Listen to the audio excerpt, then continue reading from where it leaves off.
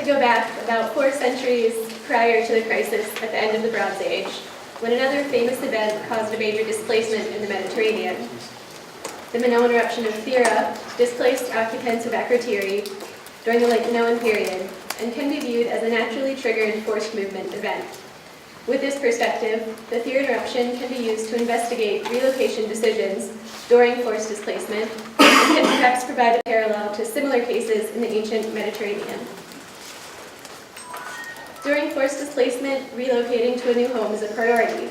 Successful relocation depends on several factors, including social networks, similarity between pre- and post-disaster homes, and the size and organization of the displaced community. Social networks are critical as they provide places to look to during a time of crisis. The trauma of place loss that occurs with losing a physical home is severe, and establishing a new home in a setting familiar culturally and topographically can help to mitigate this distress. The size and organization of communities largely influences their decision-making chain and flexibility.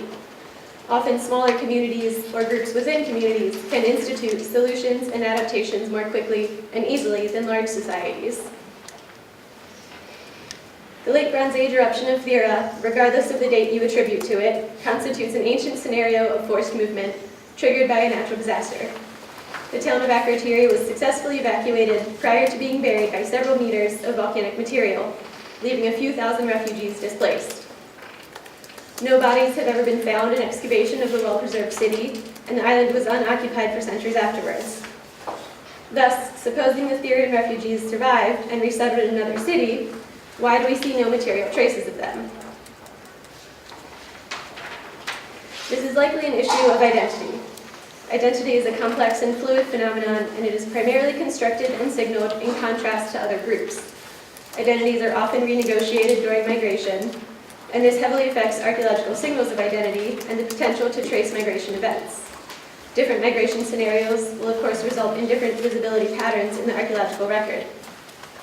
Migrant groups joining a familiar or similar community may have less reason to signal a unique identity, while groups who become an ethnic minority may firmly uphold cultural traditions as a form of resistance and a way to retain an identity linked to their original home. For some communities, the relationship between identity and a place-based idea of home is very strong, and so displacement has significant repercussions to immigrant identities. Many indications suggest that the people of Akrotiri rooted their identity in the flora and fauna that surrounded them on the island landscape of Thera. Additionally, the communal identity at Akrotiri was strongly based on their position as seafaring islanders, closely attached to the tall caldera walls and the surrounding sea that had been their home for over 1,000 years. Despite this, the dense trade network in the Aegean and wider Mediterranean during the late Bronze Age probably served to make many nearby cities familiar to Akrotiri, and in many cases they were also similar with regards to material culture, architecture, beliefs, and economy. Because of these strong network connections, the Therans may have felt comfortable wherever they sought refuge, and thus were not driven to strongly signal their unique identity. Furthermore, the immense scale of trade around the Aegean makes the material markers of Theran refugees difficult to place. There were Theran products already present on many Cycladic islands and Minoan cities, and so their presence alone cannot be used to identify Theran migrants. Because the Theran refugees have not been, and likely are not able to be identified through traditional material markers, I have used a theoretical model in order to predict where they may have resettled. This model was constructed through a comparative study of the abandonment patterns of archaeological communities from various regions around the world which were vulnerable to rapid onset volcanic eruptions. The model identified several factors as key influences during the decision-making process of relocation and suggests that the displaced Therans would have looked to nearby cities similar to Akrotiri in size, construction, organization, setting, and environment. Cities where they had previous social ties and where impacts of the eruption were minimal or non-existent. The Aegean Sea and larger eastern Mediterranean during the late Bronze Age hosted numerous large and well-organized cities on Crete, on the Cycladic and Dodecanese Islands, in Egypt, along the coasts of Anatolia and the Levant. Many of these cities were similar in size and organization to Akrotiri and could have provided a similar urban setting. However, we must also consider the identity of Therans closely tied to their role as seafarers and their island environment. Thus, considering all aspects of identity, including built and natural environment, Akrotiri had its closest parallels at the neighboring harbor towns in the Cyclades and on Crete, including Philakopi, Iarini, and Malya. Although cities on the mainland of Greece or in central Crete would have had similar built environments, inland cities lacking direct sea visibility would have made for a drastically different environment than Akrotiri. Further, trade certainly brought Therans into direct contact with people and cities on the northern shore of Crete and other Cycladic islands. Imported goods and artistic styles evidence some exchange with the mainland of Greece, Egypt, Cyprus, and the Levant. However, it is not clear if this was the result of direct contact, leaving the question of social ties with these areas open. Based on similarity of physical environments and familiarity with Akrotiri, we can say that large harbor towns on Crete or other Cycladic islands would be the most likely refuge locations. Because of the large scale of the eruption, however, many of these cities would be unable to provide much support, shelter, or aid. To narrow the search further, we can look for areas that minimize damage from the eruption, which expelled ash hundreds of kilometers from the volcanic vent.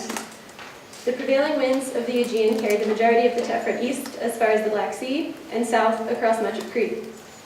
Studies have suggested that over 10 centimeters of ashfall severely disrupts daily life, agriculture, and infrastructure, while layers of less than 10 centimeters may be trivial. Therefore, it can be proposed that major cities, which receive less than 10 centimeters of ashfall, could have supported refugees from Thera. Most cities on Crete fall under this category, as do Philakopi on Milos and Iarini on Kea. Another factor to be considered for the Theran eruption, however, is the tsunami potentially triggered by the massive caldera collapse and pyroclastic deposits entering the sea. Although the existence or the severity of this tsunami associated with the eruption is still a somewhat controversial issue, it has been included here as a limiting factor to relocation. By including the tsunami, I'm modeling the eruption and associated damage at its maximum potential. This allows the relocation of Therans to be modeled under the strictest circumstances, but new information and data may allow conclusions to be broadened. Tsunami waves would have propagated in multiple directions, causing significant damage to docked ships and towns on other islands around the Aegean. The many large cities on the northern shore of Crete were directly in the path of destructive tsunami waves and could have been heavily impacted. Strong waves would also have traveled west and northwest of Thera through a gap in the island ring, meaning that neighboring islands, as well as the eastern shore of the Peloponnese, could have been heavily hit.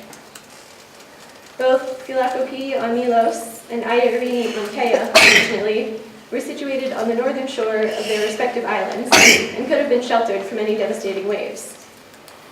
When considering all effects of the natural disaster caused by the eruption, very few cities probably remained without significant damage. Philakopi and Iarini were likely only minimally impacted, and Komos and other cities of southern Crete may have escaped major damage from the tsunami and ashfall. In all, very few cities meet all of the requirements for providing refuge to the displaced Therans. There are only 2 cities which are of similar size, construction, organization, and environment, had no direct contact with Thera prior to the eruption, and which emerged relatively unscathed from the enormous disaster. Philakopi and Iarini present plausible refugee locations based on the model, in large part because of their fortuitous locations in northern harbors, protected from a tsunami. Perhaps Komos on the southern shore of Crete may also be considered, although whether they were in direct contact with Thera is not certain. Studies have shown that only very limited tephra fall occurred at Philakopi and Iarini, and that it had little to no effect upon the occupants. Philakopi continued to flourish, and Iarini reached its height, trading with both Crete and the mainland of Greece in the succeeding periods. At Philakopi, in the late Minoan 1B period following the eruption, the site shows no negative impacts and was engaged in multiple building and construction projects.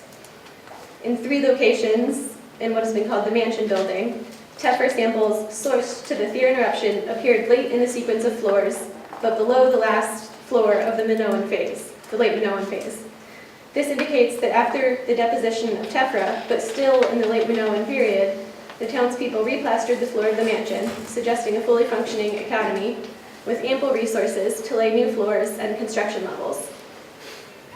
Additionally, the large-scale fortification walls at Colloque date also to the late Minoan I period, with construction events occurring both in LM1A prior to the eruption and in LM1B after the eruption. As a final indication of the continuing wealth of Colloque, an analysis of the fresco fragments from recent excavations suggests that the elaborate depictions also postdate the eruption. Only monochromatic fragments were found in levels dating to LM1A, while the polychrome fragments with figural and abstract decorative elements all date to LM1B. The evidence at Aya Irini in the post-eruption period shows many of the same patterns. The earliest dated material from multiple areas and houses belongs to the LM1B period after the eruption. House A saw the addition of 10 western rooms following the eruption, and all of the material from these rooms dated to LM1B. The analysis of the site-wide fresco fragments also achieved similar results to the analysis of frescoes at Colloque. Monochromatic fragments appeared in several contexts from the early LM1 period, but the more elaborate paintings, with multiple colors and figural representation, were dated to LM1B. Additionally, both Colloque and Aya Irini seemed to host a larger volume of trade after the disappearance of the major trade port at Akrotiri. Large quantities of imports from both Crete and the mainland are present during the post-eruption LM1B period. As a final note, the location of Colloque, perched on the coastal cliffs of a volcanic island with a large central bay, could have been the best possible replacement for the environment of Akrotiri on Thera. There are many difficulties involved with tracing Theran migrants using standard material methods.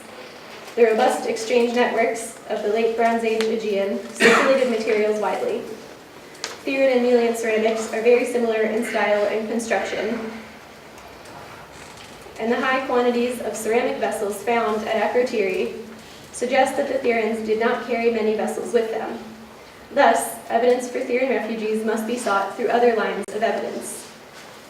The theoretical model of abandonment and resettlement patterns guided the identification of potential refuge cities, while evidence from building programs, frescoes, and network relations appear to agree with these conclusions. Abandonment is a common adaptation strategy for human societies faced with threat of disaster, whether natural or social. The relocation process after settlements are permanently abandoned is complicated and determined by several factors. Based on comparative archaeological cases, the model has identified community size and organization, network connectivity, and similarity of environment as important influences that can help to predict ideal refuge locations.